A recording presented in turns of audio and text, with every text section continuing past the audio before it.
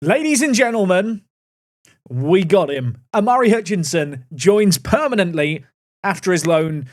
It only cost me £3.3 million and the small amount of £11,000 a week from next year. But you know what? That is future Jack's problem. This man has 6 player of the matches in 20 appearances for us. He has lit up the league as a left back, comfortably the best player in the league, I think it's safe to say. And look, don't just take my words for it. Most assists, Omari Hutchinson. Most player of the matches, Omari Hutchinson. Most key passes, Omari Hutchinson. He leads the way with interceptions made with 80, which is absolutely ridiculous.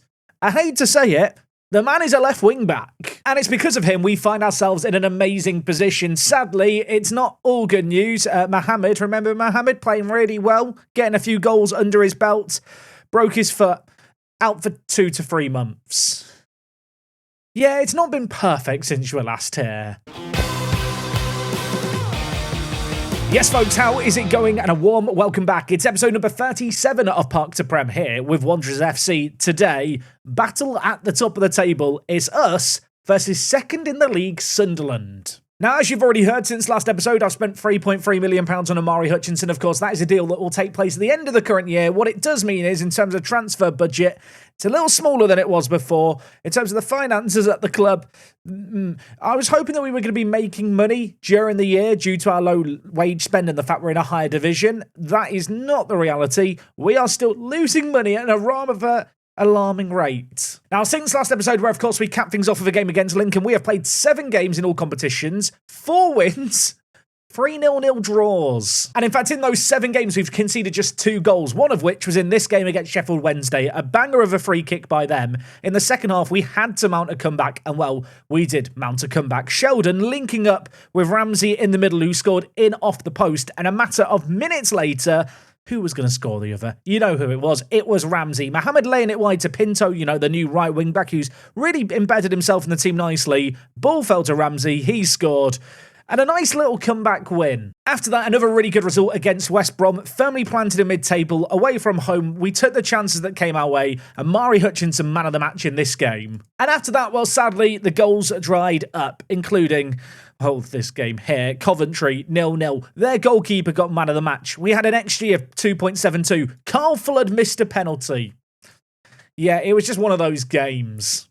Good news, though, was we bounced back in the very next game, came back from behind yet again against Oxford. They took an early lead in the game, Andy White and Rashid Mohammed getting on the score sheet. Safe to say that one of these results is not like the others, 6-0 against Ipswich Town. A really good performance in this one. Rashid Mohammed picked up an injury 6 minutes in. That was annoying. It meant that we shook things up. Andy White came in, and alongside Sheldon, they went to work. 5 goals between them. Marcus Sheldon, hat-trick in this game in a matter of minutes. His development since he joined the club has been nothing short of absolutely superb, especially in the physicals. I know it says here they've not gone up by whole points, a lot of these, but a lot of these kind of attributes which were at 15s have gone up to 16s. His agility's gone from 14 to 15. In the technicals, I think his technique's gone up by 1. This man's getting better and better. He's training immensely, and if we look at the coach report, our staff think he's a Premier League quality player, and with 10 goals in 18 appearances, I'm kind of inclined to agree. However, last couple of games haven't quite gone to plan. With all our good firepower, you'd expect goals from us. They've not emerged. Back-to-back 0-0 draws. The first against Bristol City and then another against Middlesbrough.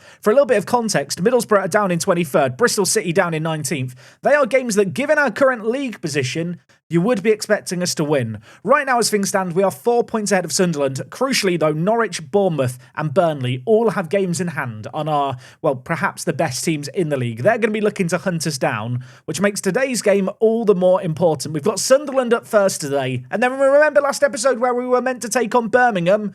Well, that game has been rearranged for now, so we're taking them on today as well. I'm a little bit wary that we've done a fair few episodes already this year, but I feel like with our first year in the Championship and with us upsetting the odds like we are, it's really important to show you some of these pivotal games just to show kind of how the team's playing, how we're overperforming, which players are contributing.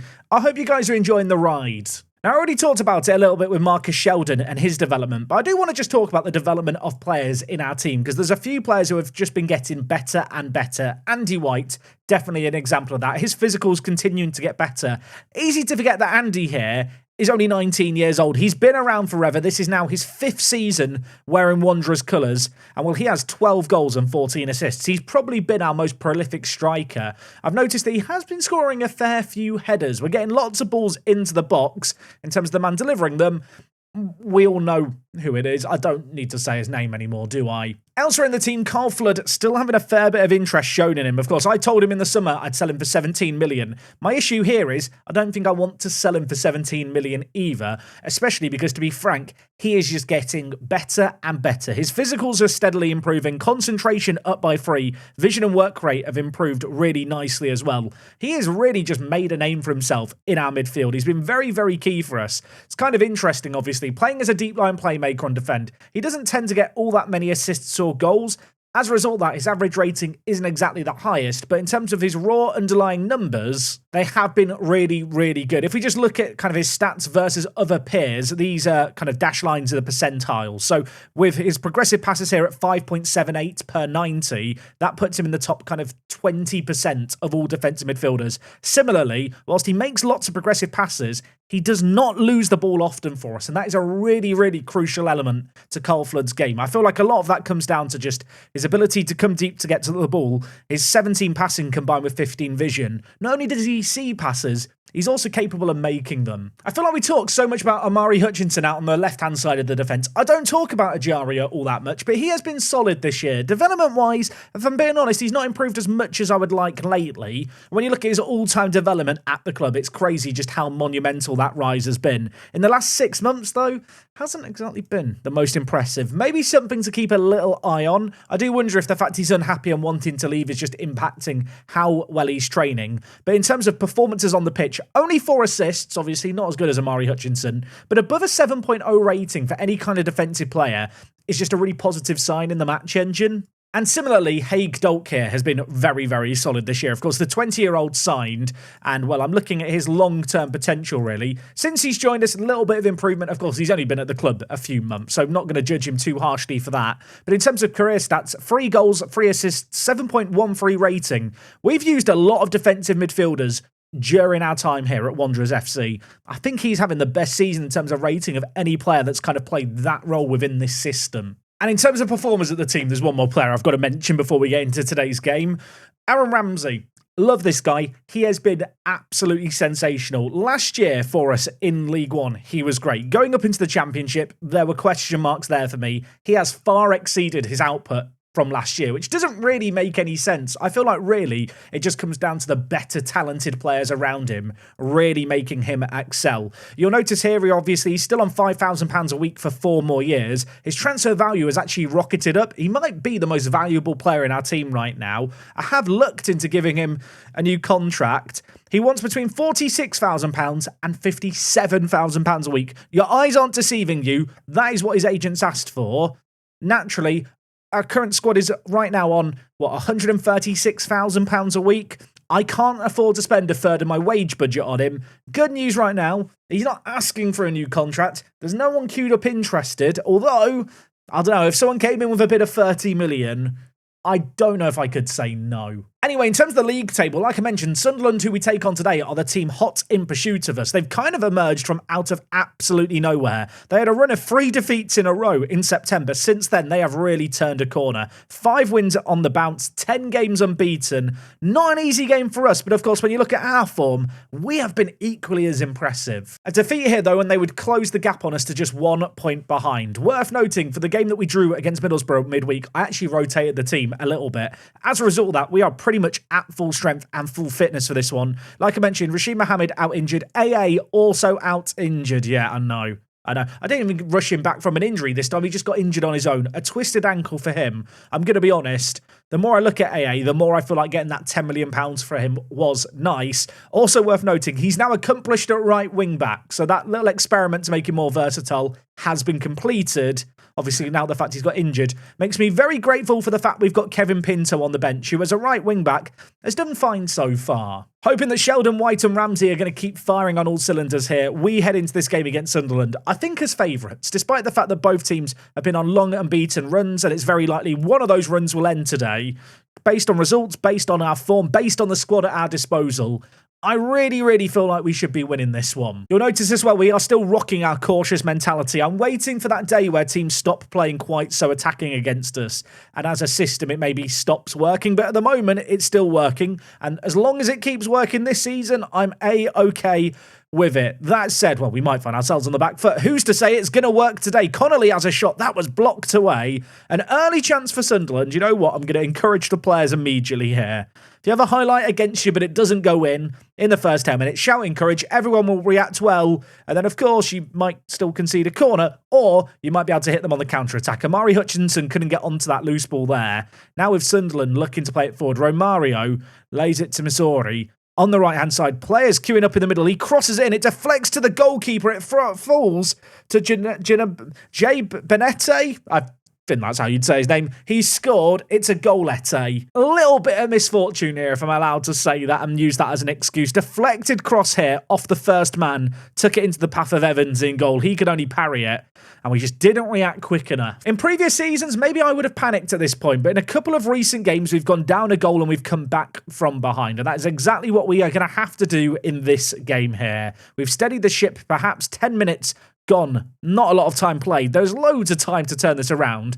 And we actually find ourselves with the ball, knocking it around with a little bit of confidence and swagger here. Mbete bringing the ball out from the defence, lays it to Sheldon. Really nice play there. Hutchinson now with the play, plays it back to Sheldon. Little give and go. Two players in the middle. Ramsey's one of them. And you just expect him to score every time he has a shot. That one's hit the woodwork. Ajaria, I thought for a moment was going to keep the play alive. Sunderland managed to win possession back. And, well, now they're looking to hit us on the counter-attack. Let's just deal with this here. And let that be that. Jay Benette, he's got a goal already. It's whipped back post. Evans collects. It's end-to-end stuff, isn't it, early on? Free kick for us. It's going to be Hutchinson over it. Not many players in the middle to aim for, but to be fair, this is probably in shooting range. He's going to shoot. I really bigged that up and he's not even at the target. Throw in now for Sunderland on the near side. They are looking to make something happen. A second goal for them and, well, I don't want to say I'd panic, but certainly we'd have to reevaluate things. At the moment, I don't feel like we're playing particularly badly in this game. We're edging out possession. We've had more shots than them. The XG, of course, slightly in their favour. They have also had more shots on target, but we can make magic happen, and maybe we can make magic happen here. Marcus Sheldon is gifted a goal. It's his 11th of the year. Still had to finish it, mind you. I don't know about anyone else, but when you see chances like this gifted to you, you kind of almost expect your players to mess it up somehow. There's like this air of anticipation and a simple one-on-one. It just won't be simple because that's how the Football Manager match engine works. Marcus Sheldon is immune to that. Lovely finish by him, draws it back to 1-1, but now Sunderland looking to respond immediately. Dolk, though, wins the play nicely in the midfield. Really have bigged him up. Like I said, he's been a really solid defensive midfielder for us so far this year. He and Flood at the back have just been absolute rocks and allowed the creative players in front to thrive. It's Andy White. It's another goal. It's 2-1 and we've turned it around in a matter of minutes. It's a quick 1-2 blow here, isn't it? Flood, Ramsey. Nice play by him. Lays it to Andy White. And the little chip over the keeper is cheeky. Ramsey now with a corner for us. He's whipping it in towards the back post. Edmondson's there. He hits the crossbar and Sunderland managed to hack it away from danger. Not once, but twice. We are ratcheting up the pressure. They had a few opportunities early on, Sunderland. They took one of them, but now we are currently dominating the play. Sadly, not getting a third goal there yet. And Bete on the far side throws it inside to Flood, dink down the line, looking for Andy White. On this occasion, can't pick out the man. And now Carlson for them is looking for Connolly. Sunderland, whilst they've not looked super threatening, they've got the ability, certainly, to score with the players that they have. We have to remain vigilant. We might just want to get another. Andy, could you deliver us another? Thank you, mate. That'll do me. They should make him a postman after he retires. I think it was Sheldon on this occasion turning provider, but to be honest, this was just Andy White magic. Fizzed into his feet. Great first touch. Great second touch. Tight angle. Keeper got a hand to it. Was not enough. Okay, half-time in this game, 3-1 to the good. They scored. They created nothing after that. This has been a really, really impressive performance by us. Going to tell the players I'm delighted. Just keep it going. More of the same, please. Ajaria and Hutchinson in the wing-back areas aren't actually having the best of games today. You know what? Let's just bring in some fresh legs there. Connor Pye at left-back. Pinto at right back. Two players who I feel like I can rely on in a game like this. Okay, they've got a corner. Always scares me a little bit. Whipped in, headed away once, but Brown to Romario who shoots. And Romario Barrow scores an absolute banger. This shot here just went through a sea of players, didn't it? I'm not sure we could have expected the goalkeeper to see it coming. It's nicely placed as well. 3-2, still half an hour left here. I mean, I don't want to panic too much. They've not created a great deal in this game, Sunderland, but at 3-2, you know, there's an air of nerves here, especially when I look at Edmondson, who's really reliable for us normally, and spot him on a 6.5 at the back. You know what? We'll fish on Newcombe. Sheldon's played well in this game, but he is on a booking. I'm going to bring in Dane Scarlett for some fresh legs in the final third. Hold on to one last sub for now. But with 15 minutes left, if we could get a win here, it would be massive. We have done really, really well against the teams directly chasing us in the league. That's been one of our big strengths. It's a bit annoying in some ways that we've been drawing against teams like Middlesbrough and Bristol City. Sunderland nearly got an equaliser there, mind you. I need to stop celebrating too soon. There's still the resulting corner to deal with here. It's going to be Ekwa over it. He floats it in. It's headed up in the air. Romario, Evans collects. Okay, just relax a little bit. Corner now for us. Ramsey, please just give us our 2-goal lead back. Will Fish is there. It's headed away. Schwartz is now looking to make a counter-attack happen for them. Holds it up nicely. Gives it back to Ekwa. Sunderland, big ball over the top. Is he onside? Alexic, one-on-one. And he was onside. That would have counted. Just a couple of minutes left in this game here. I'm just going to ask the players to lower the tempo, play the ball out from the back. Let's just sit with the ball around our back a little more. There's a corner. Why is there a corner? Why are we not marking McGuinness, who goes for the overhead kick? That was almost stupendous. Evans has held on to it. Now just get me to the end of the game, please, Football Manager. 4 minutes of added time. We've played nearly 6. Finally, the whistle goes. And I'll tell you what, we have survived a late scare there. But crucially, we have won the game. I'll take it. It's always good to get a result whilst playing not as well as we know we can. I'll tell you what, that was very nearly points dropped, wasn't it? In terms of what went on behind us, Norwich and Bournemouth won. Like I mentioned, they've both got games in hand. They could still very quickly close the gap on us. As for Birmingham, who we take on in our next game, they could only muster up a draw. Of course, a few kind of weeks ago when we first planned on playing them, they were right up there in the playoffs. They've been struggling as of late. Still don't think it's going to be simple away from home. That game's in 4 days. I'm going to rest up the players. Good news. No new injuries to speak of. We are at our best. Let's try and keep it going here. This next game marks the halfway point in the season already. Okay, so game number 2 today. An overdue game against Birmingham City. Obviously, previously delayed due to international call-ups for Birmingham. Elsewhere, Norwich and Bournemouth both in action makes this game all the more important. Now, in terms of team selection news for us, Pinto is going to have to come into the team and play at right wing back. The reason for that, Tammy Ajaria has been called up on international duty for England's under-21. So he's away. Elsewhere, Gavin Wallace is also on international duty with England's under-20s. The left-back, despite the fact I've not really given him as many minutes as I was hoping, has really played quite well this year. And to be fair, when I've played him in the Championship, he's also got 3 assists. But in terms of the rest of the team, we are at full strength. Pinto, I feel like, can definitely do a job at right wing-back. He is undoubtedly a downgrade from Ajaria from a defensive point of view. But bringing the ball forward in the air, he is a little bit better, perhaps. Prior to the Rashid Mohammed injury, of course, to the young striker that we signed from Reading for £4.4 million. Really annoying that he's broken his foot. But I was having to rotate the strikers because I'd promised him he'd be a star player. So in a weird way, the fact he's got injured and is now out for a few months does allow me just to stick with obviously Andy White and Sheldon as our front two, which probably is our best front two. Anyway, in this game here, Birmingham City are playing with just, I assume it's Adam Eder as a lone forward. With that in mind, because they're playing with one striker, I'm going to encourage us to play the ball out from the back, especially with 3 centre-backs. There is always going to be one player free, no matter how much they try and press. And if their wide attacking players try and press inwards and kind of apply pressure to the likes of JJ and obviously Mbete on the left-hand side, it leaves our wing-backs open for a pass too. Speaking of which, Pinto here, trying to get the ball into the middle, can't quite make it work, but we recycle possession and then some. Haigdog goes all the way back to Evans, who picks out Flood, and now it's with Mbete, who, like I said, obviously with their one striker, there's going to be lots of time and space for those players. That is a crazy ball to Hutchinson. That's a great ball into the middle. I mean, the cross is superb. It's another assist for Hutchinson. Give the real credit to Mbete. That is a sensational pass. The left centre-back had no pressure applied to him. He picked out a ball, and that is sensational. It spins to keep in play. Hutchinson floats it to the back post, and Andy White doing Andy White things. A goal inside 10 minutes. Let's go. I could never have imagined that our championship season was going to go like it has. Like, the level of performance that certain players like Hutchinson are putting in is just far exceeding anything I thought possible. Same with Ramsey, who nearly scored there to make it 2. On the one hand, there's part of me that wants more of a struggle, that wants to feel like teams can fight and cause us issues. And to be fair, Sunderland did last time out. I never thought we'd be in a position we're in right now. Part of me feels like, from a content point of view, it might be a bit frustratingly kind of not easy to watch, but because we're just winning at the moment. I kind of want Birmingham to throw up a threat here. At the same time, I think it's a testament to the system that we've got, the players that we've recruited, and just how well everything is working. It's been an awful first half. It's 1-0 already here.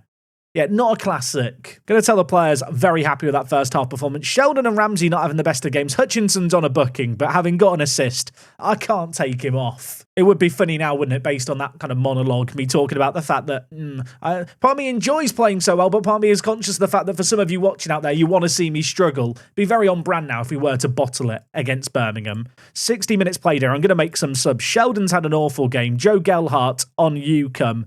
Elsewhere in the team, actually, you know what? Gelhardt, you play at centre attacking mid. I'm going to go for the double change here. We're going to bring in Dane Scarlett to play alongside Gelhardt, rolling back the years to our strike partnership in League One. Elsewhere, Flood was struggling for fitness pre-game. He's still not at his best, so I'm going to bring in JB in the defensive mid position. Only 3 changes for now. I don't like to change things too much too soon. I mean, to be honest, this is still a 1-goal game, and whilst we are winning, it's not like we've created a load of chances in this game. Both teams have just had the 3 shots on target. Just a moment of brilliance via Mbete, Hutchinson and Andy White is the difference maker. A second goal, though, might help me settle the nerves. Scarlett switches it wide to Pinto, who hits it first time into the middle. What is that? What is that? That is a ridiculous goal. This is like something you'd see in FIFA Street. The precision of this pass by Dane Scarlett, then Pinto crossing it in first touch on the volley over his shoulder.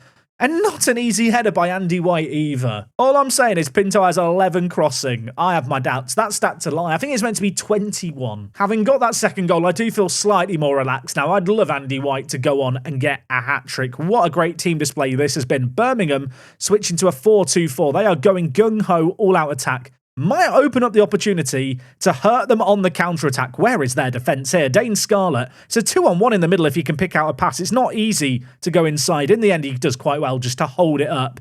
Haig Dolk now with it. Lays it wide to Pinto. 1 assist to the former Benfica man already. He goes down in a heap. I was waiting for a penalty to be given that I was hoping Andy White would be able to take, but instead, it's not been given. But we've won the ball back, and it's Andy White to Scarlett. 1-on-1. Finishes it. It's his 6th of the year. It's our 3rd of the game. It is game over now. I wouldn't have begrudged here Andy White shooting if he'd gone for it. Instead, nice win by JB, Gelhardt, White, Scarlett, lovely build-up play, cheeky finish at the near post too. Just as I'm thinking, that'll be that then. No, it might not be that. We've got the ball here. We're going all the way back to Evans in goal, who's had a quiet day by his standards, but he is on course for a potential clean sheet yet again defensively. We've looked really, really good this year. I feel like that's been the foundation of everything we do. A great, solid kind of base to the team. And then just some crazy firepower up front. You know, Sheldon, White, Ramsey, when they're all playing at their absolute best, it's one of the best attacks in the league. And with just so many players behind the ball, we're great at sponging pressure and just catching teams on the counter, forcing turnovers, cutting off their midfield and attack from the defence. Saying all of that, having bigged up our defence, how funny would it be if they score now? Okay, it's 3-1. Birmingham have really ruined things. Fortunately, there's only 4 minutes of added time here. Unfortunately, they're not going to be mounting a late comeback. We're going to get the win. I'm hoping that elsewhere Norwich and Bournemouth lost. If they did, that would be massive. If they've won, that will be a little bit annoying. Norwich drew. Bournemouth drew as well. Bournemouth bottled it. They were 3-2 up, had Vale sent off, and then they conceded in the 80th minute. I mean, we're 7 points clear at the top of the table. Norwich and Bournemouth have still got games in hand. We've still got to play them again. But what a performance this is turning out to be. Fans want a permanent deal struck for Andy White. There are stumbling blocks, which mean I think that's going to be difficult to do. I mean, he's got an active relegation release clause of 31 million. I've got an optional future fee of 41 million. Of course, I could just trigger the release clause and sign him for cheaper if it came to it. I would love to sign Andy White back. Just while I'm thinking about Andy White and his sell-on clause, because of course, if I signed him for £31 million, I have a 50% of next sale. I'd actually get £15.5 million back, so I could sign him for £15 million. I am wondering, can I sell the clause for Haig Dolk? I really want to sell this, but Charlton, I think, are getting aware of the fact he's developing well, he's playing lots.